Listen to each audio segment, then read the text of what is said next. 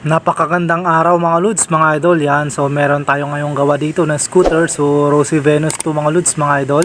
Yan, so magtatanggal tayo ng bearing ng transmission. So gamit ang makaluwang paraan. So itong paraan na to mga lods, mga idol, ay ginagawa na namin to, or ginagawa ko na to sa mga sakyan, sa pilot bearing ng sasakyan sa may crankshaft. So kung ayaw mo nang magbaklas ng flywheel, gusto mong tanggalin yung pilot bearing, so pag wala kang puller, so pwedeng yung gamitin to or gawin to yung ganitong paraan sa pagtanggal ng bearing or transmission bearing ng inyong mga scooter mga lods, mga idol. So gamit itong basang karton, so basahin nyo lang yung karton yan, basahin nyo ng tubig.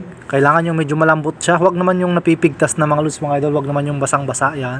Tapos kumuha kayo, so ipasak nyo lang dyan sa butas ng bearing sa gitna mga lods, mga idol. Yan ang gagawin nating puller dahil wala tayong puller na yung nabibili. So dahil andito lang tayo sa bahay, wala naman tayong welding dito, so gamit tayo ngayon ng ganitong paraan. So makalumang paraan to mga lods, mga idol, pero effective at safe din siya.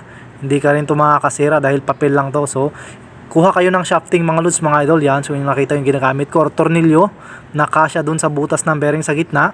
Tapos ipasak nyo yung papel, saka nyo pukpukin. Pagka yung papel pumasok dun sa loob, pagka bumaon yan mga lods, mga idol, so itutulak nya na yung bearing palabas. So mas maganda or mas mainam gamitin to mga lods, mga idol, yung papel kaysa kandila, dahil yung kandila ay madulas yun, so dumudulas lang, lalabas lang din pabalik yung kandila. Pero pag yung papel ang gamitin nyo, tulad nakikita nyo yan, so ginagamit natin ng papel, so tiyaga lang.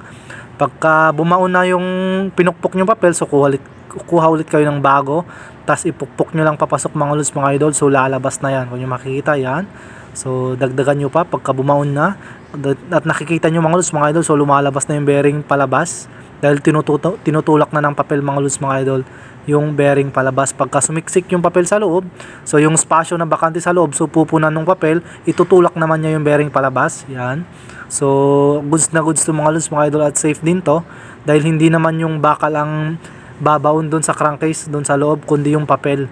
So kumbaga ayan, so yung nakita mga lods, mga idol, yan ang itsura niya. Pagka yung papel na puno ng papel sa loob, itutulak niya na yung bearing palabas. Yan yung nakikita. So ayos na ayos siya mga lods, mga idol. Di mo na kailangan bumili ng puller pag magdi-DIY ka lang sa bahay. So yun ang gagawin nyo pagka may sirang bearing yung transmission ng yung scooter, at applicable din sa mga pilot bearing ng mga sakyan sa mga crankshaft. Kung yung pilot bearing mo ay nasa crankshaft, yung mahirap tanggalin, wala kang puller, ganoon lang gagawin nyo. So dito pa, meron pa tayong isa dito. Yan, kung yung nakita na ginawa ko na to kanina mga lods, mga idol, kung yung nakita yan, so lumabas na yung bearing konti. Ngayon tutuloy lang natin, so lalagyan din ulit natin ng papel sa gitna, kung yung makikita. So pinakita ko na sa inyo yung technique mga lods, mga idol, yung ginagawa namin, para naman magkaroon kayo ng idea kung paano mag-DIY sa pagtanggal ng bearing ng inyong mga transmission ng inyong mga motor sa bahay lang mga lods, mga idol, ha. Hindi kailangan to ng maraming tools or complete tools.